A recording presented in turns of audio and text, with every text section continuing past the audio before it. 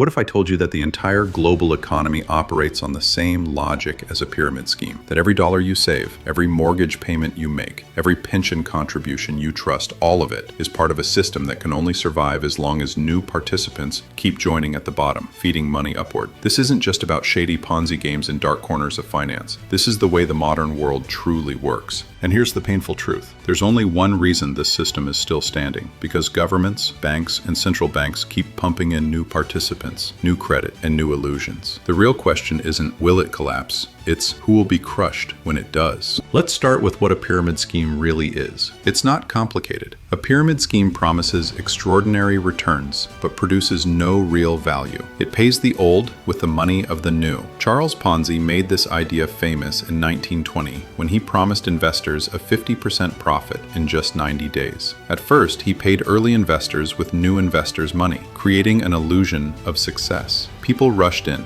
convinced it was safe, but the math was merciless. Each new layer required more people than the one before. Within months, the system collapsed, leaving thousands bankrupt. Ponzi went to jail, but his name lived on, because a pyramid scheme demands infinite growth in a finite world, and eventually, you run out of new believers. Now comes the frightening part. Remove the legal disguises, and the global economy runs on the same logic. Look around you. Governments spend trillions borrowed from generations that haven't even been born yet. Corporations take on massive debt to buy back shares and enrich their shareholders, pushing the bill into the future. Households live on credit cards and mortgages, paying endless interest, while the principal barely moves. And the most shocking truth, money is no longer backed by gold or silver. It's created out of thin air every time a bank issues a loan. Most people never realize this. The money in your pocket wasn't printed the way you think. It was lent into existence. Banks keep only a fraction of your deposits as reserves. The rest becomes loans, deposited again elsewhere, multiplied through the system. From a single $1,000 deposit, several $1,000s in new money can appear. On paper, everyone looks richer, but in reality, it's just layers stacked like a pyramid. And it all works only as long as confidence holds. When that confidence breaks and everyone tries to withdraw at once, the system collapses, just like in 1929 or 2008. This didn't happen overnight. After World War II, the world rebuilt under the Bretton Woods system, with the US dollar tied to gold. But in 1971, Nixon closed the gold window. From that moment on, the global economy was built entirely on faith, and faith is fragile. To keep the system alive, governments promised eternal growth, growth funded by debt, growth fueled by inflation, growth sustained by your labor. Sound familiar? That's the heart of the pyramid scheme. Pensions and Social Security aren't much different. The money you pay isn't waiting in a vault. It's paying today's retirees. The system works only while the base stays wide. But as populations age, in Japan, Italy, even the US, there are fewer young workers to support the growing number of retirees. Governments respond by borrowing more, printing more, and digging the hole deeper. The housing market? Same story. Prices rise not by real value, but by how much new buyers can borrow. When that base shrinks, the illusion cracks, and wealth evaporates overnight.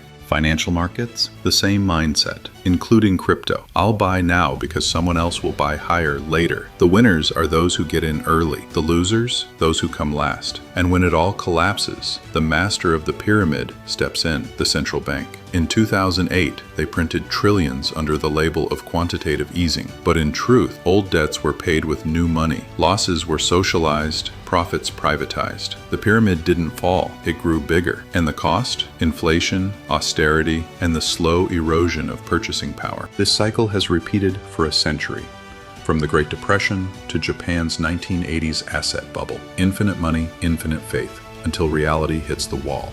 And today, nothing's changed. As long as the system keeps feeding itself with more debt to save the economy, we're not avoiding collapse, we're only postponing it. And like every pyramid, the top wins while the bottom carries the weight. Banks, corporations, politicians. The system wasn't built to protect you. It was built to protect itself. Inflation, debt, bailouts. These aren't flaws, they're features. They're how the system survives. Real wealth belongs to those who live beyond it, to those with real skills, real production, tangible assets, and diversified investments. And above all, to those who understand how the system works. Because freedom doesn't come from waiting for the state to save you. It comes from recognizing the traps of the system before they close. History keeps whispering the same truth. When the flow of new money stops, when faith cracks, the pyramid collapses. History doesn't repeat itself exactly, but it rhymes. And this time, the rhyme is clear. If you mistake the pyramid for a foundation, you'll be buried beneath it. If what I've said made you see the world differently, don't forget to subscribe. Because history always has an answer. You just have to know where to look. And I'm here to help you find it, hidden in the dusty pages of financial history.